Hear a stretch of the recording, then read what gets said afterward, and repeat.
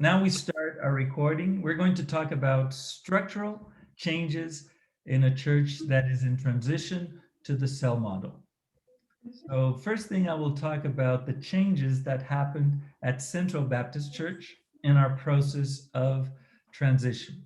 So as a conventional church, we had a pastoral team and ministry leaders. So the pastors board was composed of 3 to 5 pastors throughout the years, and we have several ministries. In the beginning, they were departments with a leader that was elected every year or every 2 years. And then we changed to the ministry concept, where somebody would lead a ministry for many years and it wasn't voted.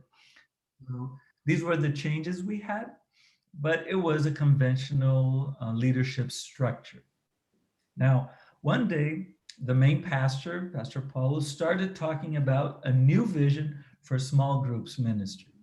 And since he was the one that brought this vision, he was the main responsible for it. And I am sure that this is one of the reasons why our church was so successful, because it wasn't somebody else besides the main pastor that was responsible for small groups, but it was the main pastor. So the main pastor was now concentrated on small groups, but still a pastor of the whole church with all its ministries. And the journey begins when we start studying and understanding what cells were all about. When it started in the turn of the century, the year 2000, I was a youth leader. I was leading the teenagers.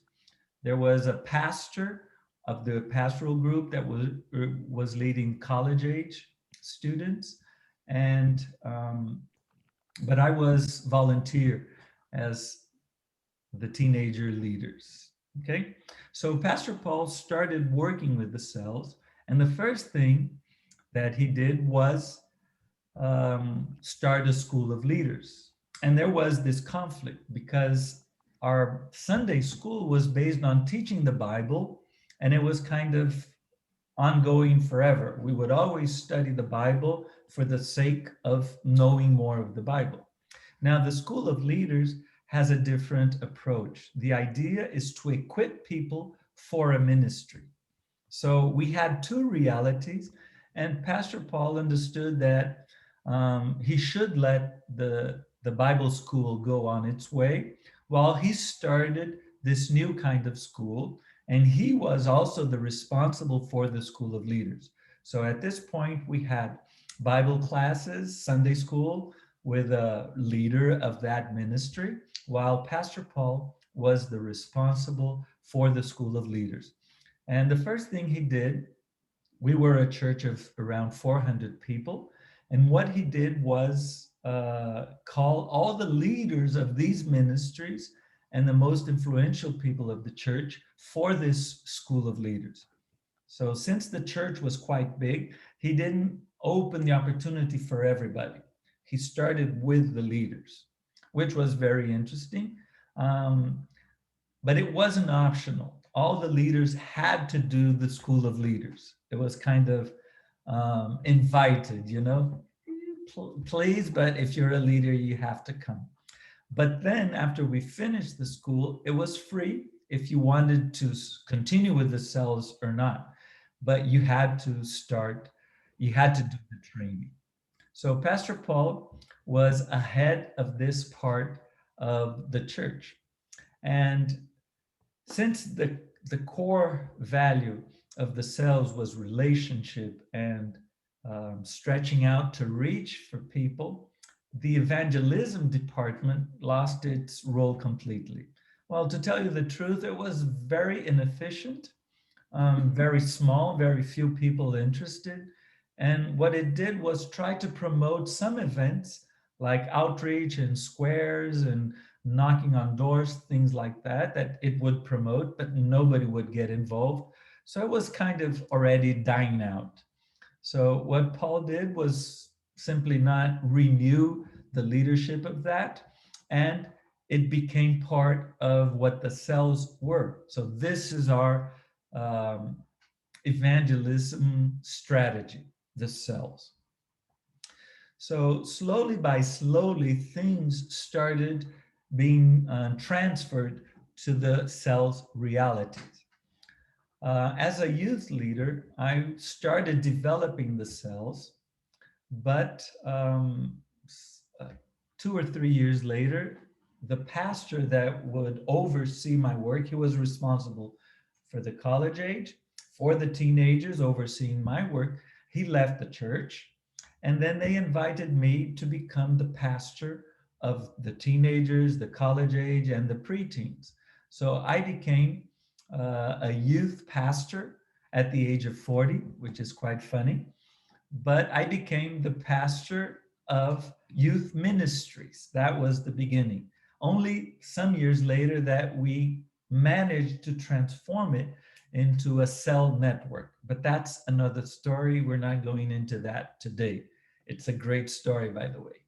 So all the work involved with youth started to be done through the cells. And as the main pastor was investing on it, the cells were growing and they were multiplying. So the main church, the old church, continued basically the same, but this that was very small was growing and flourishing. And then other clashes started to happen. So, because of this growth, our pastor started being overwhelmed because so many cells were on his responsibility. And we didn't know too much about cells, so we were trying to find our path while we were walking. I have to admit that it was a disaster because we reached 100 cells and we only had Pastor Paul supervising all the cells, 100 cells. So imagine the quality of supervision that we had.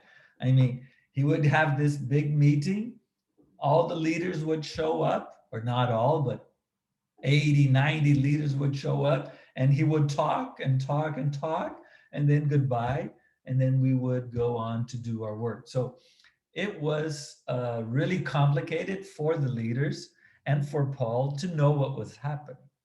So at a certain point, he decided to raise some supervisors, and he did raise some like 4 or 5. I was one of them because I was already supervising the cells of the teenagers and the college age, but he raised maybe 4 or 5. So each one would have 20 or more than 20. So it was a disaster.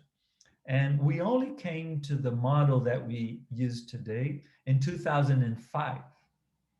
2005, that means 5 years after we started the transition. So 5 years of suffering without a proper supervision structure. So that's why we insist so much on having a supervision structure, because it will save you a lot of sadness, a lot of suffering, and a lot of just trying and not succeeding. So we really insist on developing a supervision structure.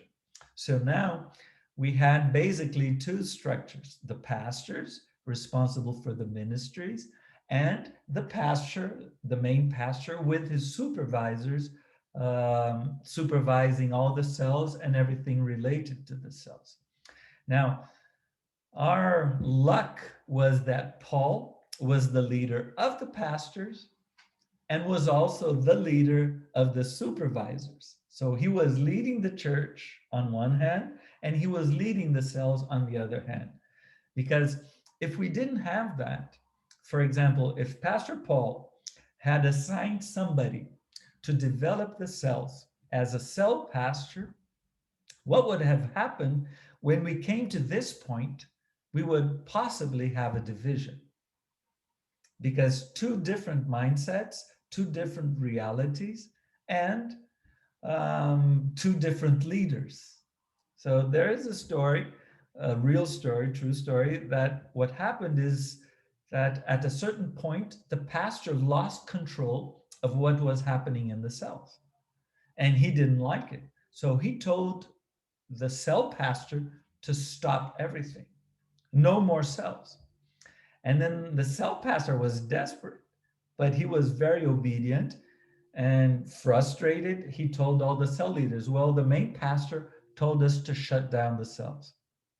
Now, the cell leaders were living a dream, and they didn't accept the idea of going back to the old model of conventional churches. So what did they say? I'm not going back. I'm leaving the church. And another cell leader said, well, I'm leaving too. Yeah, let's leave together. Yeah, let's start a new church. Well, we need a pastor. Well, let's call the cell pastor and we will start a new church with the cell pastor. So that's what happened because the cell pastor didn't want to go back to the conventional model either because he was living a dream. So they say that the cells caused division, but it wasn't the cells. The division was caused by the main pastor when he delegated the heart of the church to another pastor. Another situation which was very curious, um, we were at a DNA seminar, and I was telling about this the importance of the main pastor leading the transition process so that the church wouldn't be divided. And this guy stood up and said, well, I'm a pastor of a big church. I don't have time for this. And I have a very good co pastor, and he will be responsible for developing the whole cell system. And then I said, okay, you can do that. You're the boss of the church. But what will happen is that the cells won't grow because they will lack energy, or the cells will grow to a point that it will divide the church. And he said, no, not my church. This would never happen because our church is so united. Okay. And then they went to do the transition. Well, this co pastor was a great co pastor. He led the cells to explosion. It was really growing fast. And you know what happened? The main pastor gave this cell pastor the leadership of the church. He had to resign because he didn't have the church in his hand anymore. So, if the cells work properly, the heart of the church will be there. So, it has to be the main pastor. So now we started having new clashes. So the two school models clashed. And what we did was to mix the two. The School of Leader and the Bible classes were transformed into one ministry training center. So the idea was to have the School of Leaders, which is basically lead 1, 2, 3, and 4, to prepare the leaders, and then the advanced courses for forming the leaders after they have completed the basic course. And we have courses like leadership skills, overview of the New Testament, overview of the Old Testament, missions, doctrines, and so many other courses, like in a seminar, biblical seminar, but always focused on preparing the leaders for the ministry. So that was solved. And then during this process, we had cells for children beginning. Simone and I have the joy of being the first leaders of children's cells in our church. There were no children's cells. And we had this idea of having children's cells to attract the adults so that the parents could come. But God had different plans. And we invited the parents with the kids. Only kids showed up. And we ended being leaders of children for many, many months, leading children's cells. And through this experience, the idea grew in the church, and many other cells that had small children started their own cells. Now, on the other hand, in the conventional church, we had a children ministry. And children ministry was all about the work on Sunday school. What was happening on Sunday school during the services? We had classes for children, and we had a complete set of materials, a complete set of workers and teachers, and they had nothing to do with the cells. So we had the supervisor of the cell leaders of children, and we had the leader of the ministry for the children. And what happened was very ugly, that these two leadership structures started criticizing each other.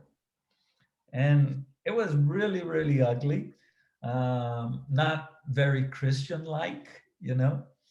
Things got ugly to the point that Pastor Paul, who was responsible for both, called them together and announced that they were set free.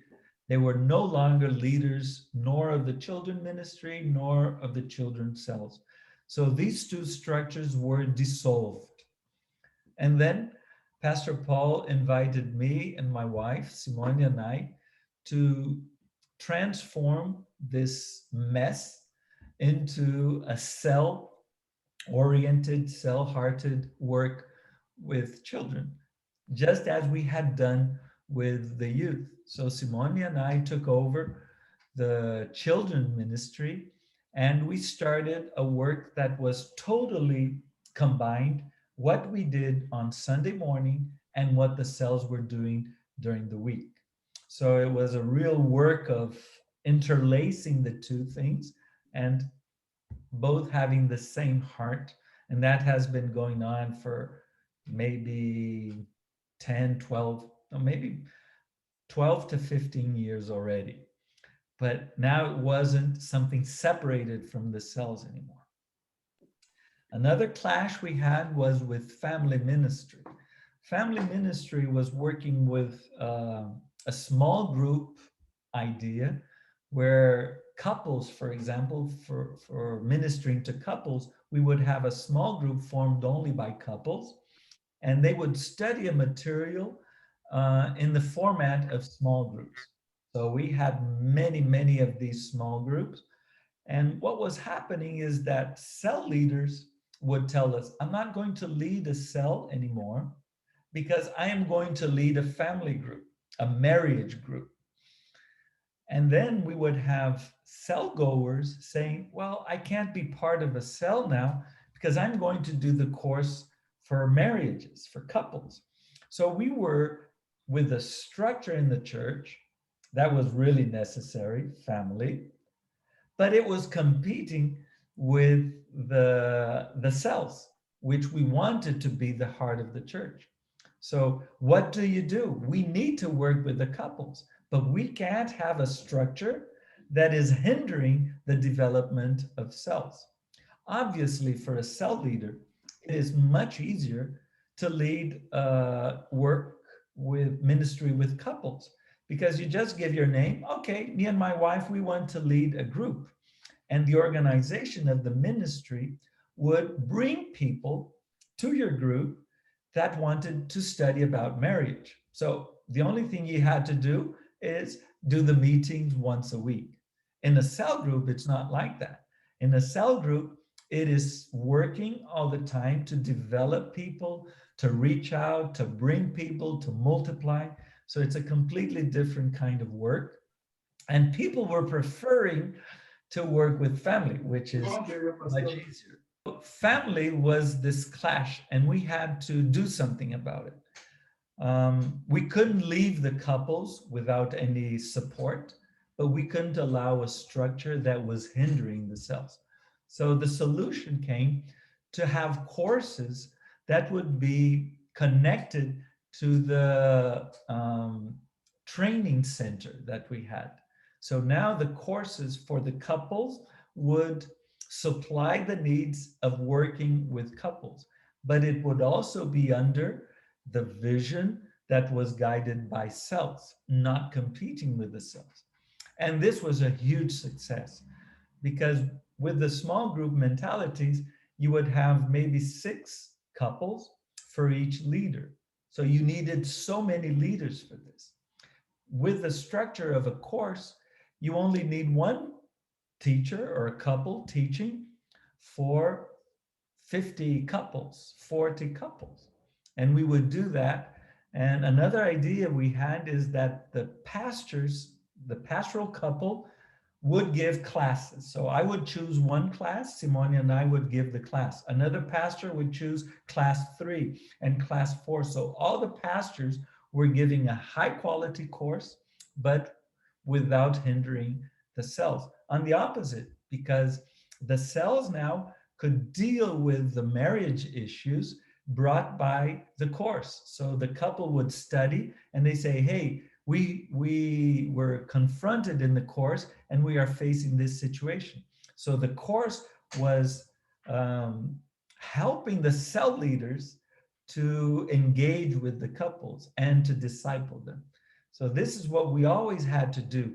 We had to um, give the support that was needed, but without competing with the cells. On the opposite, reinforcing the cell structures. So step by step, we would migrate from the conventional structure to the supervision, to the cell structure. And it came to a point that the pastors started having a clash with the supervisors because now the supervisors were responsible for the church. You see, at this point, we had a supervisor structure where we had a supervisor for every 5 cell leaders and a coordinator for each group of 4 or 5 supervisors. So now we had this very strong supervision structure. And on the other hand, we had the pastors of the church.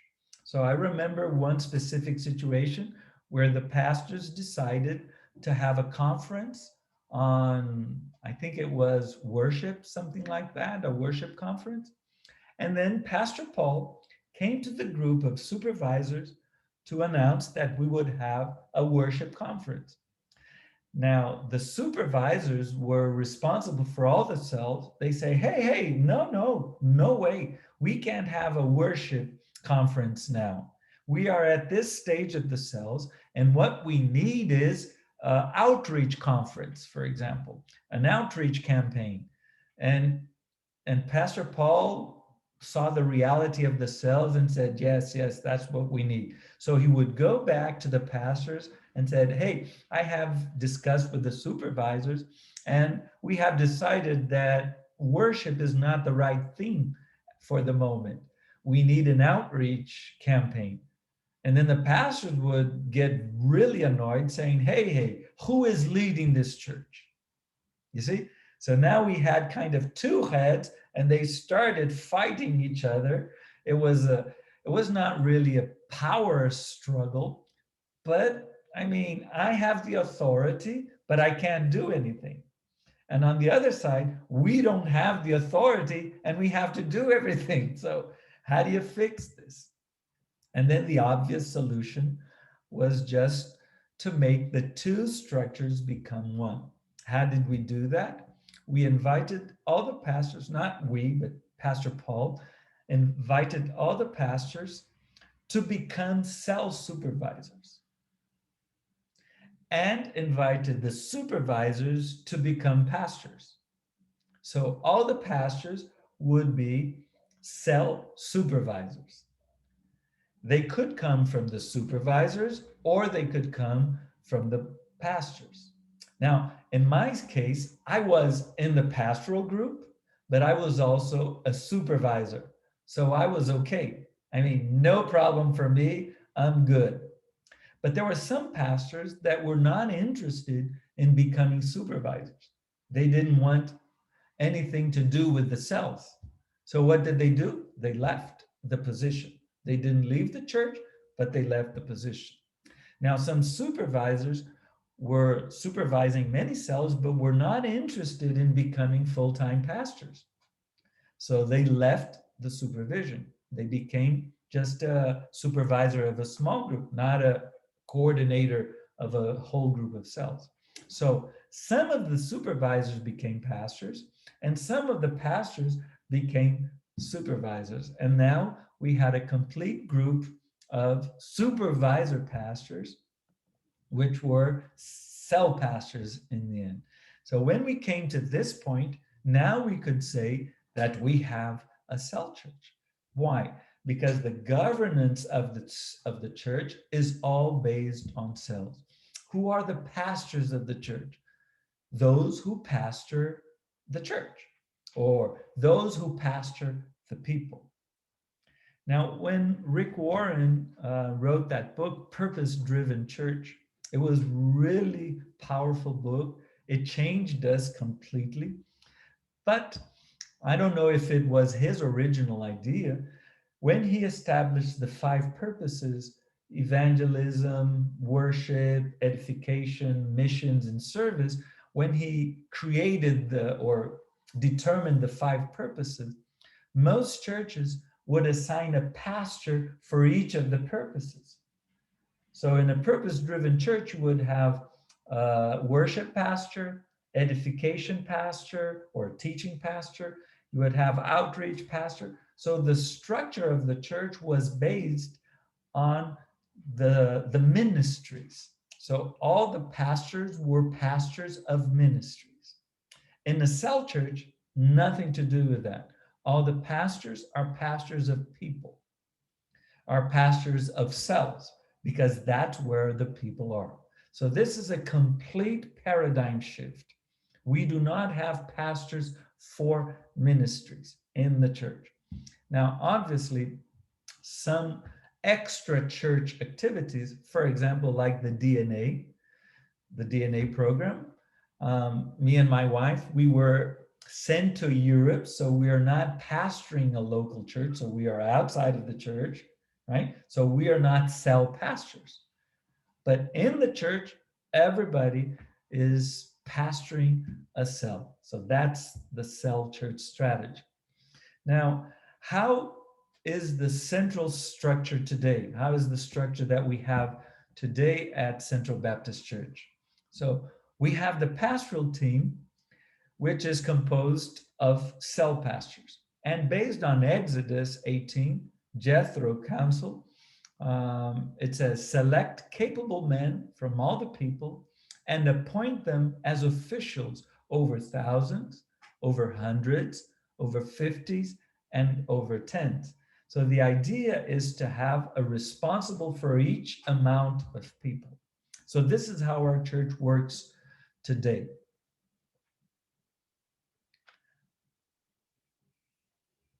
So the pastors of the church are responsible for thousands of people. So they are the leaders of thousands. So these are the pastors. Now, each pastor has a group of what we call coordinators. So I was the pastor of the youth network. I would have 10 coordinators with me, or 8 or 7, not a fixed number, but I had 10 coordinators. Me and my wife, Simone, we worked with couples. So we would have 10 couples. I would disciple the men, and Simone would disciple the woman. We would disciple the couples together. But we had this structure where I would minister, I would disciple the coordinators. Now, and the coordinators would be the leaders of hundreds. So these are the coordinators, and each coordinator would be the supervisor of supervisors. So the supervisors would be the officials over 50s. We have the supervisors. Now, each one of these supervisors would be responsible, would be an official of the leaders of tens, which are the cell leaders. So each cell leader is responsible for 5, 6, 8, 10 people, his cell. Obviously, more than that, we multiply. So then this is the basic structure we have in our church. Now, obviously, all these levels is because the church really grew. So we have the participants of the church. Every group of 5, 8, 10 have a cell leader. And then we have groups of 4, 5 cell leaders that have a supervisor. And then we have a group of 3, 4, 5 supervisors that have a coordinator. And then a group of 7, 8 coordinators have a cell pastor. And then the group of cell pastors has the main leader of the church who supervises us. This is the structure we have. So to this point, any doubts? You can ask in Portuguese, in English, in Spanish, no problem. We will have a session of question and answer for general questions, but for this point here, something specific about what we have been talking about. Any doubts?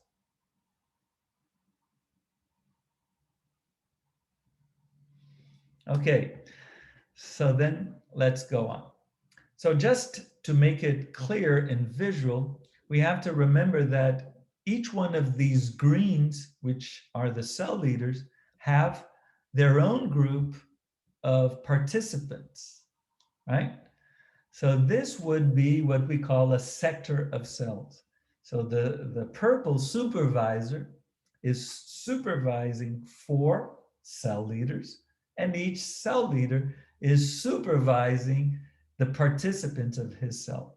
The word supervision is not the best word. The best word would be discipling, because that's what we do. The cell leader disciples the participants. And the supervisor, the purple one, supervises, the purple one disciples the cell leaders. Because this is a discipleship structure. We have to understand that the cell leader is not ready. He is not a full, completed, developed disciple of Jesus. No, he is in the process of development. So he needs somebody that will disciple him so that he can reach his full potential as a disciple of Jesus. So then we have the supervisor who is supervising the cell leaders. Now, each one of these purples, they have their own group of cell leaders, right? And then each one of these supervisors have their own groups of cell leaders and their own cells. And one thing that we emphasize a lot, it's not one-to-one. We don't put this burden that the supervisor has to have one-to-one relationship with all of his cell leaders. Neither does the cell leader have to have one-to-one relationship with all the cell participants. No, we understand that church is community, and the discipleship is done as a community, because it's a lot of one discipling each other. We are building up on each other, right? It's mutuality, one another. That's the idea. So the supervisor of a group of 4 or 5 cell leaders is more like a facilitator, you know, because that group is church. So the 4 or 5 leaders together are building up on each other. And we have a supervisor that is facilitating this process. Now, as you can see here, we have an orange one, which is the coordinator, that has a group of 4 or 5 supervisors. And what does he do? He is responsible for the discipleship of this group. So the supervisors now have their group of other leaders in the same level of maturity, of commitment, where they can build up on each other. And it is also done on a community based. Obviously, you can meet individually. Obviously, I can have a meeting with one leader and with another leader, but that's not the basis of what we do. The basis of what we do is community. We work in groups. That's group discipleship, right? Now, to make this more interesting, we have to think that each one of these oranges have their own supervisors, right? And their own cell groups and their own supervision groups and their coordination groups full of supervisors. So when you put that, you start getting a really beautiful picture of what church is all about. Now, think about this. Each one of these cell pastors have a similar structure. And each one of these cell pastors have their coordinators, who have their supervisors, who have their cell leaders, who have their cells. And as we do that, we are building a very beautiful structure where everything is based on relationships and focused on discipling. So everybody in this church is focused on making disciples. The whole structure is for discipleship and based on relationships. So this is a cell church. Now, the pastor only has to focus on his cell pastors. So in the one in the middle here is Pastor Paul, and he had just to focus on me, on Osvaldo, on Alexandre, on Luis, all the cell pastors. So Pastor Paul didn't have any problem in growing and growing and growing, because what would happen as he grew is he might invite one or two other pastors into his group. But since we are working based on group discipleship, he would disciple one specific group. Now, I wouldn't bother that my cell is that my network is growing and growing. What am I going to do? No, no, no. No problem. I have my network, and as it grows, I develop the coordinators. But I will come to a point that I cannot fit in more coordinators, right? What do? I multiply my network. So I raise a new pastor that will come to this group where Pastor Paul is the main leader. You understand how it works? So it's all about discipling your specific group. So for me, if we have 1,000 young people in my network, or 2,000 or 3,000, we went way up 3,000. It doesn't matter, because my work is focused on those that are with me. Now, the cell pastors are also responsible for supporting the ministries, the supporting ministries. So obviously, a church that has services has a lot of supporting ministries and other needs. So, for example, you have worship, you have recovery programs, you have communication department, the school of leaders and the family courses, you have children, the activities for children, the material for children. Who provides the materials? And all the services and conferences. So, how do we do this? Well, this is not what the church is anymore. The church is not the events, the services, and the courses. No, the church is the flower that I showed you before. The church is people. The church is that structure of cells, all focused on discipleship. But all these things here listed are very important. The church needs them. So, what do? We distribute these responsibilities among the cell pastors. So, for example, I was the network pastor of the teenagers, the college age students, but it was all done through the cells.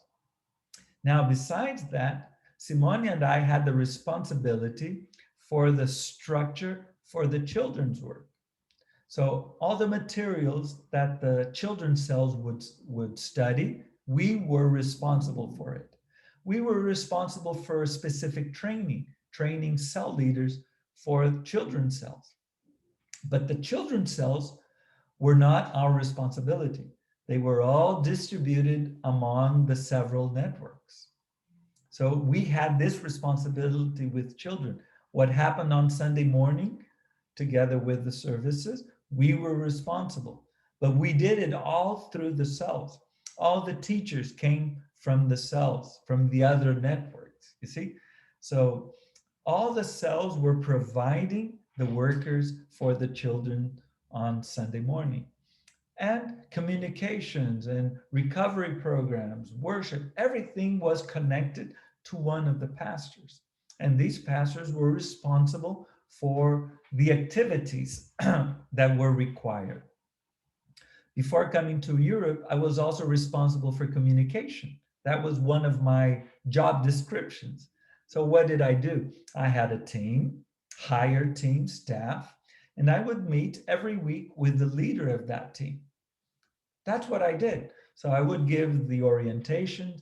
I would receive some demands from the pastoral group. I would pass it to the communication, and the communication staff would do the works. I would be more the facilitator of it, and that would work with all the rest of the programs.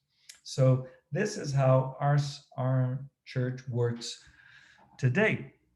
Se pueden hacer preguntas entonces. Sí. Bien, tengo una duda en lo que compartiste, o al menos si me la resuelves. I have a doubt of what you have shared. Maybe you can solve that. Y es cuando hablabas de los matrimonios, que creaste unos cursos, que dabais un curso, pero que estaba conectado con las células. ¿Puedes explicar un poquito más eso? Porque yo no lo entendí.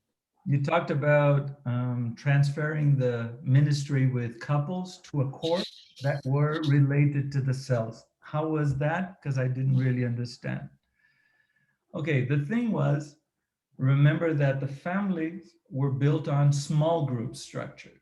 So the teaching was done in small groups. Since we now had the cells, we had two similar structures, and people were leaving the cells to go to the small I can understand English, but not this translation in Spanish. You forget. No, forget. You es para que la traducción quede grabada, ¿sabes? No, but tú tienes que ir al español. Sí, ya estamos español, pero el traductor se olvidó de traducir. Okay, no problem. Can you repeat, please? Okay, so the structure was in small groups for couples. And the cells was also in the same environment as small groups. So people were leaving the cells for 3 or 4 months to do the couples course. And then we had a course for parents, and then a course for money. So these guys would leave the cells and would never come back. So that was a problem. And we were also losing cell leaders that became leaders of these small groups. So we couldn't hold on with that anymore. So what we did was to transform all these lessons into courses. Why? In the courses, you only need one teacher or two, a couple, to teach a much bigger number of people. And what we did for the couples, for example, is that we had, let's say, 12 classes, and a pastoral couple would give each one of the classes. So now the couples would get teaching from the pastors. So high quality teaching, but they wouldn't have the small group environment, which is great. But now they would have the cells for this. So instead of competing with the cells, everything we were discussing in the course would end up in the cells, because now they would bring the questions and the subjects to the cell environment, right? And we were supporting the cells by giving a lot of content for parents, for money, or for whatever, without competing with the cells. So it was basically this idea. ¿Me explico? Vale. ¿Está bien? ¿Ha comprendido la diferencia? Marcos. Vale. Okay. Any other question about what we have discussed? Yeah, I have a question about children's cells. What way it look like? Okay. Many cell churches have cells only for children in a specific day, specific night, and only children go to that place. We don't like this idea because it's very difficult to multiply, because multiplication is all about raising new leaders. And how can you raise a new leaders if you only have children in the cell? So in our church, what we do is we have the children's cells in parallel to the adults' cell.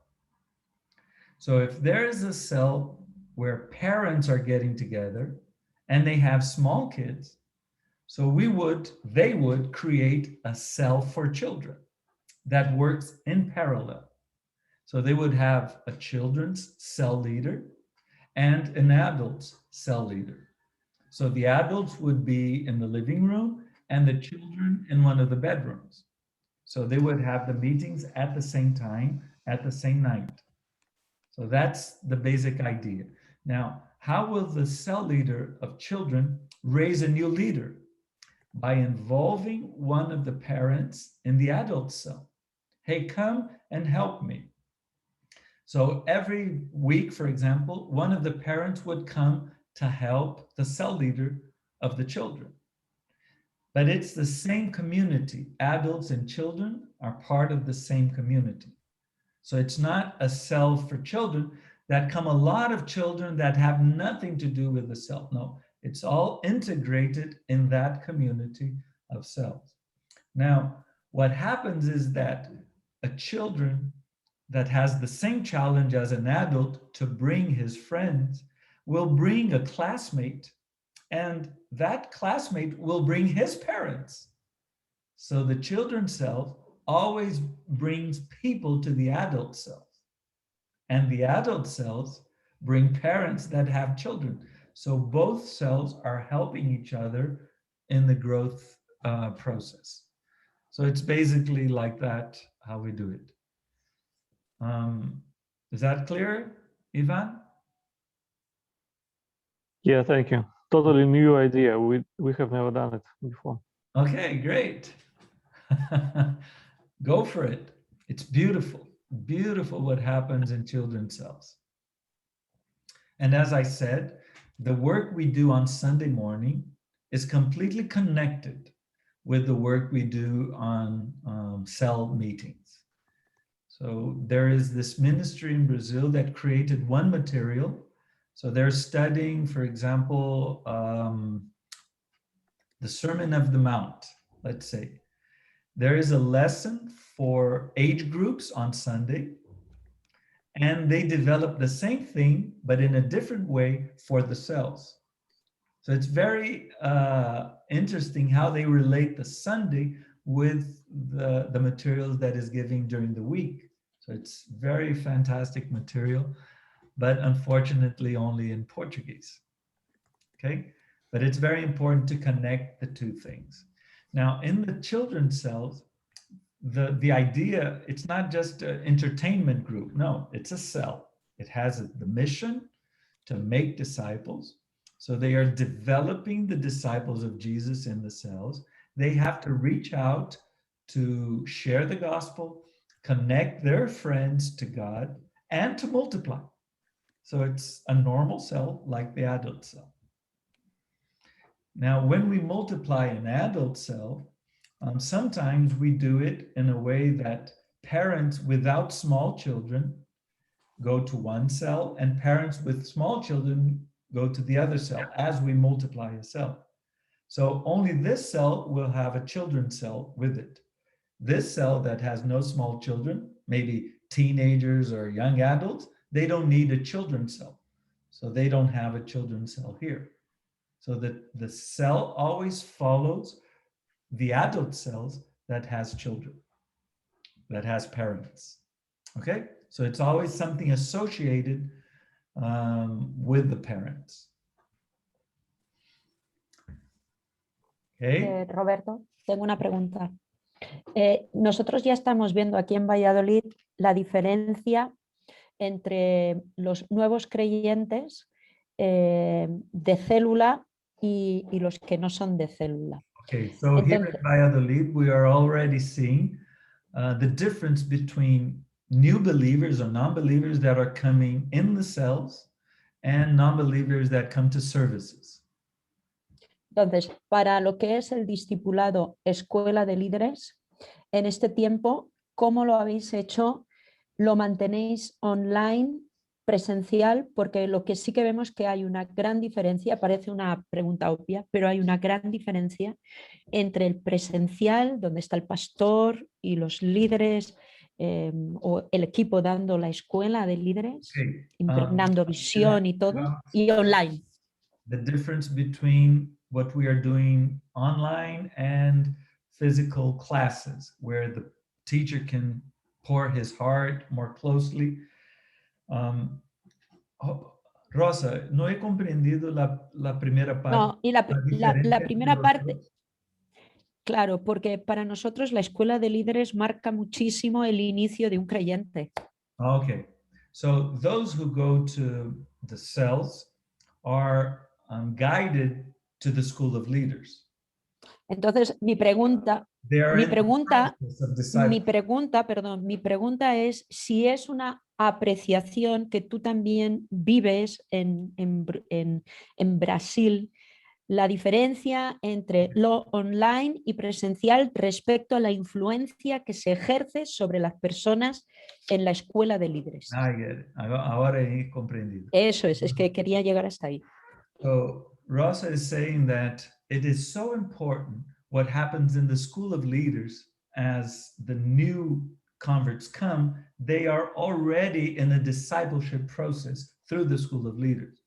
And what is happening in Brazil due to the pandemic? What are we doing regarding to the school of leaders, since we cannot do it physically as we would prefer? Well, what happened was a real surprise for us. We went online because we had to. And what happened is that we doubled the number of students in the School of Leaders. We doubled the number of students. And more than that, we had around 60% of people that started the physical school and completed the course. So only 60%. Now that we moved to online, we doubled the number of students, and 92% finished the course. So what we concluded is that online is much better than physical classes. So you can have an idea. We had rented a building with 10 classes, 10 classrooms to give the courses physically. And during the pandemic, we decided we don't need the building anymore. So we gave the building back, saying that all our classes now are online. So independently of the pandemic, we will not go back to physical classes, because online is allowing more people to participate, and to participate regularly until the end of the course. Howlinson. Yeah, I think the question that Rosa made has to do more with the quality of the students that graduate from leader school, because there's a difference. She's saying, and she said in our group, that there's a difference between those students that graduate from online courses than from presential courses. So what kind of difference have you noted? What kind of difference between them, or there is no difference? Well, the thing is, for us, the School of Leader is much more content, information, than the necessary relational issues of it. Because the relational is focused on the cells. Everything happens in the cells. So what happened with the online courses is we were much more effective in reaching people, and the content, we didn't see much difference in the way we transfer it, okay? But I want to go back now to the structures. This is really related to the structures.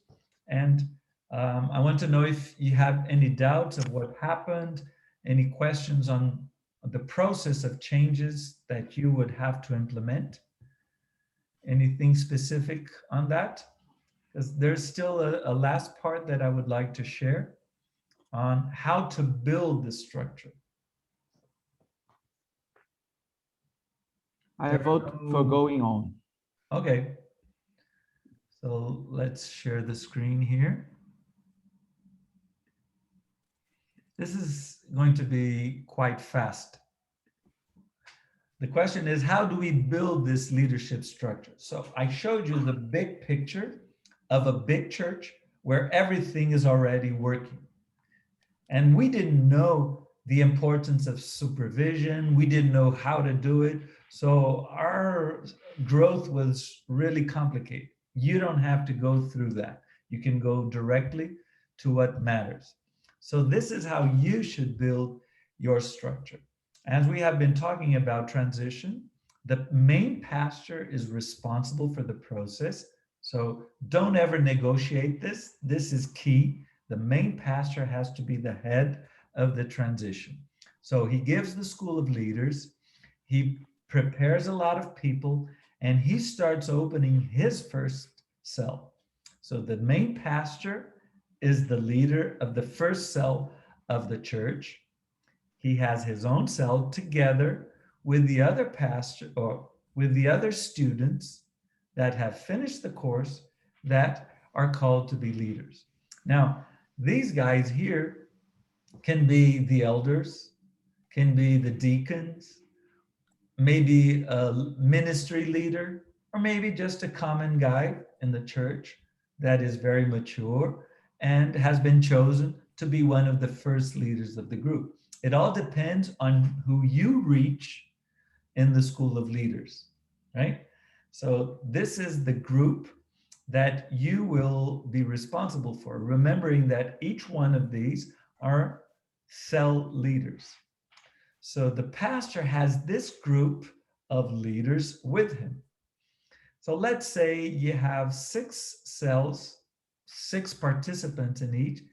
So you have a group of 36 people involved in cells. So that's how many of you started. Maybe you didn't have 6 cells, maybe you had 4 cells, 5 cells, all from the school of leaders. Now, as the cells grow, you get some visitors here, visitors there, and you have a group of 6 cells with 8 participants in each, average. So you have 48 people. And then applies Exodus 18. So what do we have here? We have the leaders of 10, the cell leaders. And now, since we have a group of 30, 40, 50, 60, we need the officials of 50s. And who is the official, the leader over 50s? It's the pastor. It's you, the main pastor. So you are the supervisor of these 48 people. But obviously, you don't concentrate on 48. You concentrate on these 6, but you are one of them.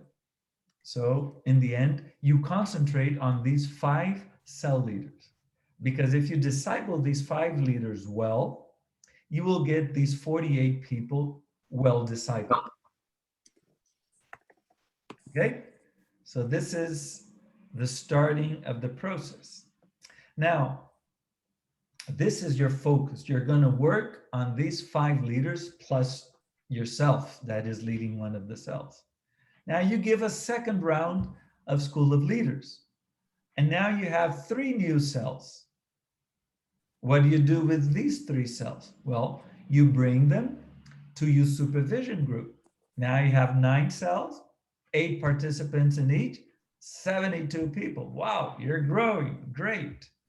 But still you are the supervisor of all these groups. Now, some of the cells multiply, a new school of leaders, new cells show up. You have now 15 cells, 100 and something participants. What are you going to do? Well, you are still the supervisor and you still supervise directly these 15 cells. Maybe it's too many people. So what could you do? You could divide the group into 2 groups for meetings, and you will lead the 2 groups because you want them directly with you. So this is very important in the first phase of the transition, so that all the cell leaders get it directly from you, from the pastor, so that you can guarantee the vision, the way our cells is going to work. Some pastors are too quick in raising supervisors and distributing everybody. No. Take it easy. Don't go too fast on this. It is very important that all the cell leaders are with you to the point that you cannot do it anymore. So from this point on, you have more than would be reasonable. So we have the 10s, we have now a supervisor of 100. You became a supervisor of 100. So we are missing the supervisors of 50s, of smaller groups. So we need to develop these supervisors now. So what happens? New cells multiply, another school of leaders, more cells show up. What are you going to do? You have 23 cells, 180 people. Now there's no way of not having supervisors. So what do? We give you 2 options. Option 1, you select some of the best cell leaders, the green ones, that will become supervisors. You distribute the cell leaders that were with you under these new supervisors. And the new cell groups, you distribute them among these new supervisors. So now I'm reducing the group to those best cell leaders that are going to stay with me, and they are going to disciple maybe some old leaders already and new leaders together. You distribute it as you see fit. But my group, as the main pastor, would be only the supervisors. So this first option, I had cell leaders, and now I only have supervisors. I did the switch. So now I become an official of 100s, leading the officials of 50s, who are leading the officials of 10. You get the idea? So that's the first option. At one point, I change. I was only with cell leaders. Now I am only with cell supervisors. So I was a supervisor, now I am a coordinator, or whatever name you want to give the supervisor of supervisors. Names is not a problem. That's the first option. The second option is, so we have 23 cells, 15 were with me, now I have another 8, what do? I don't know what to do, I have to do something. So the second option is, I will choose some of the leaders that are good leaders and distribute the new cells to these supervisors. So I make them supervisors, but I still have a big group with me. But I don't bring the new cells directly to me. I start raising supervisors. I can also select some of the cell leaders that are with me that are not really committing themselves. I don't see that they are interested in becoming supervisors in the future. So I don't want to invest so much in all of them. I want to concentrate a bit. So maybe these cell leaders that are limited, maybe because they don't want to, maybe they're not developing as they should, they're not so committed, I don't know. I don't want them with me, so I can distribute these to the existing supervisors. So you see, I have in my group now, I have some supervisors, the green ones. I have some cell leaders, the blue ones. So I have a supervision group where it's mixed. I am going to deal with cell leaders and supervisors together. Now, one of the new leaders is a great leader. I want him with me. So I can also bring one of the new leaders to my group if I want. So in this case, what do I have? I have supervisors and I have cell leaders in the same group. So remember the first option, I switched. In one moment, only supervisors will stay with me. In this option, I will do it partially. Some will become supervisors, but I will still keep with some cell leaders that are not ready yet, but I hope that in the future, near future, they will be. So I want to still invest in them. So both options are valid. And I will work with these guys until all of them become supervisors. And when all of those who were blue become green, now I become a full coordinator because in my group, I only have supervisors. So this is how the growth is built. And remember that these guys are not only cell responsible. You are raising the leaders of the whole church. These guys are going to be your pastors in the future. As the cell system grows, you will need full-time pastors. Where are you going to get full-time pastors? Out of these supervisors. So one day, this will be the governance of your church. Maybe during the process, you will have these two heads that we had, but be very careful to not let them grow and divide the church, right? But this is going to be the future governance of your church. So what I suggest is involve the pastors, if you have co-pastors with you, involve the elders of the church, involve the most influential people of the church, not only to be part of a cell, but to be cell leaders, because this is what will guarantee a good transition. So as you transition, you are transitioning together the leadership of the church to the cells.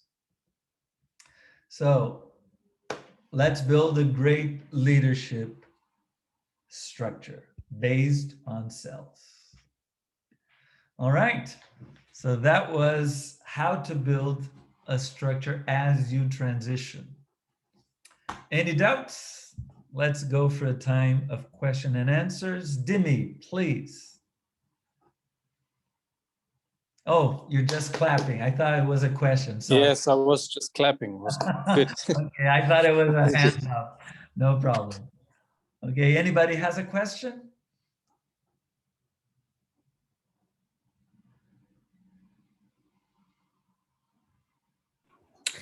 Olá, Roberto.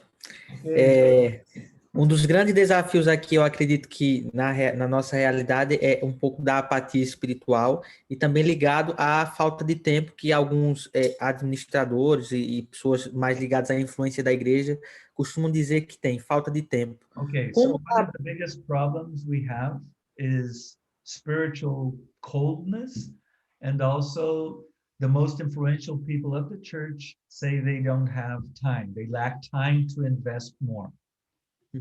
Como nós poderíamos, de fato, trazer e mobilizar principalmente essas pessoas de grande influência, executivos, pessoas que realmente têm essa função administrativa, mas também para estarem conosco nesse tempo de formação e participarem dessa transição conosco?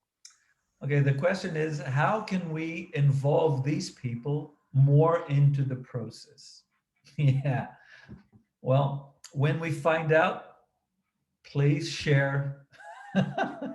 That is the great challenge. Everybody needs to mobilize your leaders. That is the key, my friend. Well, what I can say is we have to work on these two things. One is vision. People don't have time because they don't have vision. If you have the vision, Or as some people say, if the vision has you, then you have time for it. Nothing else is really important, right? Remember teenagers when they are in love. They have time for their love. They didn't have time for anything before, but now they have plenty of time. They spend all the time with a girlfriend. They don't have time for anything else. They don't study, they don't work out. They only want to be with their girlfriend. Why? Because the vision has taken over them. So when a mature Christian says, I don't have time for this, what is he telling you? I don't have the vision for this. I don't understand the vision. I don't get the vision. So I don't have time for this. Now, the second thing is spiritual coldness. And we have to offer opportunities for people to have experiences with God. And I think many times, I think that we are investing too much on the structure, on the vision, on talking and talking and talking. And it's much more a question of revelation, of experiencing it, of being touched by God. So instead of arguing and debating and trying to convince or try to manipulate so the guy can join, no. Let's work on the other hand. Share the vision, cast it, preach the gospel, preach the word of God. That is so important. Cast the vision, but focus on prayer, fasting, challenging people for quiet time with God, creating environments and activities where people can experience the Lord, and that will change everything, right? So I think these two things we should focus on them. Obviously, your relationship with these guys will make all the difference. When you share your experiences with God, when you share your heart, your compassion for the lost, your joy in living the cells, so your relationship can be the means of sharing the vision and connecting them to God. I think this would be a great strategy. Yeah. Well, another thing that can be is that they are already so involved in church activities of the conventional church structure, and they say, I don't have time to add this cell activities requirement. So you as the main pastor, and that's why it's so important that you are the main pastor, you can relieve him from some of his responsibilities. To the point of saying, well, we can put this ministry on standby so that you can invest in this. So for example, in our leadership of the children's ministry, we had people that were serving as teachers in the school, and we needed dozens of teachers. We came to the point where we needed 80 teachers, 90 teachers. Can you imagine that? So we were desperate for people. Now, somebody would say, oh, I can't be a cell leader because the only time I would have to study to do the lead course is on Sunday morning, and I am teaching the kids. So normally we would say, okay, don't worry about the training course. You can lead the kids because I need you. No, that's not what we would say. We would say, if you can't do the course because you're serving, you can't serve anymore. Sorry. No, but I love serving the kids. Sorry. After you finish the lead course, you can come back and teach the kids. And then the guy said, oh, but do it and then come back. So many did it, not very happy, but they wanted to come back. So they did the course because they wanted to come back. They didn't want to do the course, but in order to come back, you see, so it's not that you have to do the course. No, we were working individually, promoting them to become more involved in the cell system. So this guy goes, after 8 months, he finishes the course, or 6 months, he comes back to teach. Now, a couple of months later, his cell multiplied, and guess who is the new cell leader? It's this guy, because now he has finished the course. And sometime later, he becomes a supervisor, and his life is completely changed. And he comes back and says, Robert, thank you so much for making me do the course. So you see, I was hindering my ministry in favor of the cells. So this is very important. What is more important has to be very clear for your decisions. Because if you're only worried with the now, I would never let this guy leave the children's ministry to do the course, right? Okay, so I think we're running out of time, at least for